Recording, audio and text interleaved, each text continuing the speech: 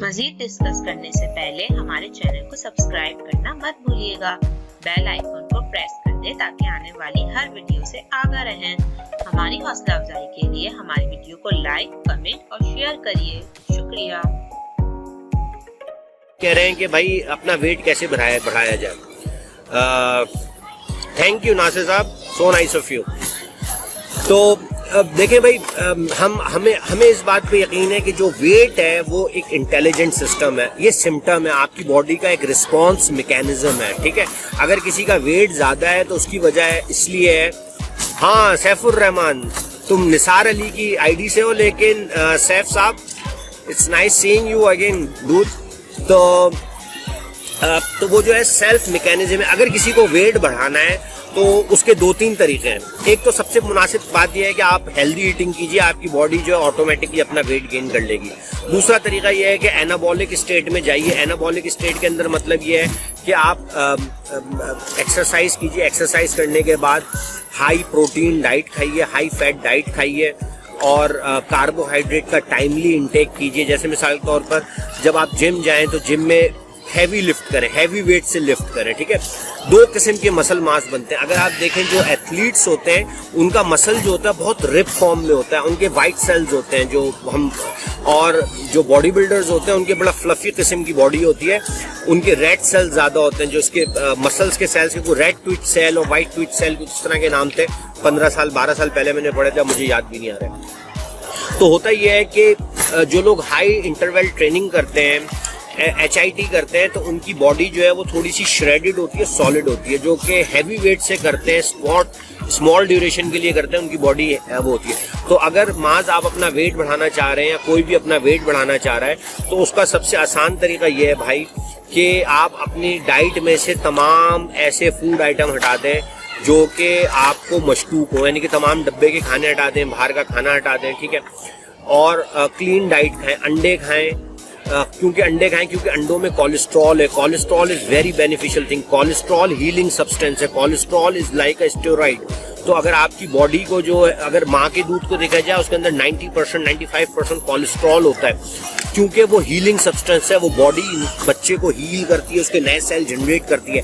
तो वो तमाम लोग जो नए सेल बनाना चाह रहे हैं, अपनी स्किन को चेंज करना चाह रहे हैं, वो अल्लाह का वास्ता है कोलेस्ट्रॉल ज्यादा से ज्यादा खाएं।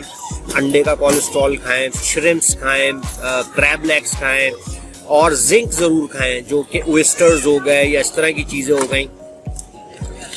बिल्कुल नासिर साहब, आप अपना वेट इंक्रीज कर सकते हैं, कोई मसला नहीं है। मैं आपको यही बता रहा था, आप अगर कोशिश करें रोजाना सुबह नाश्ते में 2-3 अंडे खाएं, ठीक है, कम से कम। उसके अंदर आप मक्खन डालें, ठीक है। आप कार्बोहाइड्रेट इंटेक जो है टाइमली मैनर में करें। कार्बोहाइड्रेट करता क्या है? कार्बोहाइड्रेट आपके इंसुलिन को इंक्रीज करता है। इंसुलिन बहुत इंपॉर्टेंट एक स्टिमुलेंट हार्मोन है जो कि न्यूट्रिशन को पुश करता है आपके मसल्स के अंदर। एक्सरसाइज करें, जब हम एक्सरसाइज करते हैं तो हम अपने मसल्स को डैमेज करते हैं, और डैमेज करने के बाद किचन के अंदर हम अपने मसल्स को दोबारा से बिल्ड करते हैं। तो एक्सरसाइज करें, एक्सरसाइज करने के आने के बाद आप शरबत बनाएं। उस शरबत के अंदर ये जो ग्लूकोज डी होता है, डेक्सट्रोज होता है। डेक्सट्रोज की अच्छी बात ये होती है कि आपके लिवर के अंदर वो स्टोर नहीं होता है, ग्लाइकोजन लेवल नहीं बनाता है, सिर्फ और सिर्फ वो आपकी इंसुलिन यानी कि ग्लूकोज लेवल को इंक्रीज करेगा। ग्लूकोज लेवल को इंक्रीज करेगा तो इंसुलिन लेवल इंक्रीज होगी। इंसुलिन लेवल इंक्रीज होगी तो जो मुख्तलिफ क्या कहना चाहिए कि पिट्यूटरी और दूसरे हार्मोनल सेंसरी सिस्टम है, वो आपके सेलुलर लेवल पे ग्लैंड्स को खोल देंगे ताकि वो न्यूट्रिशन को इनटेक कर सके।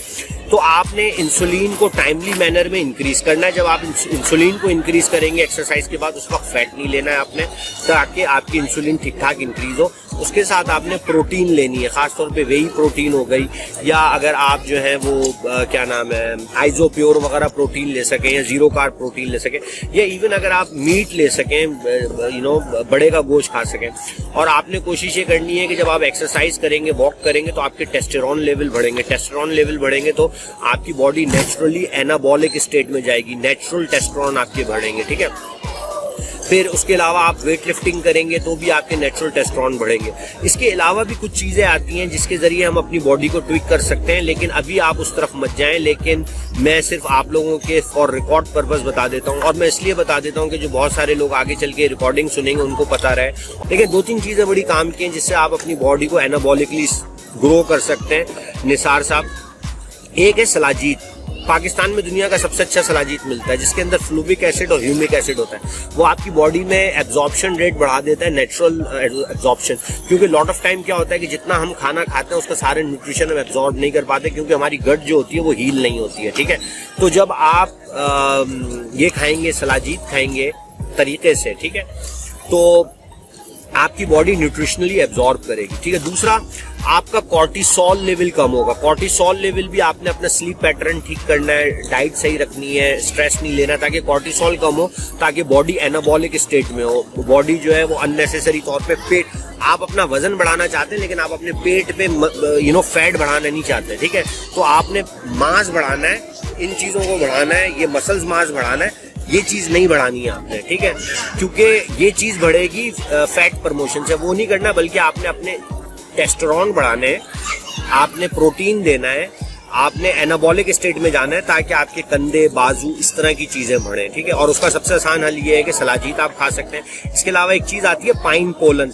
ये जो पाइन ट्री होते हैं उसके जो फूल होते हैं उसके अंदर जो मेल पार्ट होता है पोलन, वो एक्टिवेटेड पोलन होता है, उससे भी बहुत ज़्यादा परसेंट जो है आपकी टेस्टोस्टेरोन लेवल बढ़ते हैं। लेकिन अभी जो आप लोगों की एजेस है इसके अंदर आप लोग समझ लें कि already peak state of testosterone level पे, तो आपको don't need to worry about it. All you need to do is to यखनी पिए बड़े की, दुम्बे का गोश्त खाएं, दुम्बे की चक्की खाएं, दुम्बे की फैट खाएं।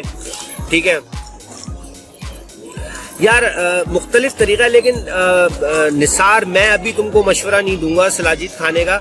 आप अपने पहले नेचुरल जो टेस्टोस्टेरोन है उसको पीक पे लेके जाओ। ठीक है ना, जब आप ये देख लो कि जितना गेन हो गया उसके बाद आप इस्तेमाल करो, ताकि आप एक नेचुरली, सबसे पहले अगर आप फैट खाते हो, अंडे खाते हो, गोश्त खाते हो, तो आपके टेस्टोस्टेरोन ऑटोमेटिकली इंक्रीज हो जाएंगे। ठीक है, वैसे जो सबसे अच्छा तरीका है वो तो है जबान के ऊपर, जबान के नीचे रखना। जिस तरह हम एंजाइना की गोलियां खाते हैं, ये थ्रू ये वाले ग्लैंड्स भी एब्जॉर्ब होता है, लेकिन थोड़ा कड़वा होता है। मैं चाय के अंदर डाल के पीता था, आई रियली एंजॉयड इट।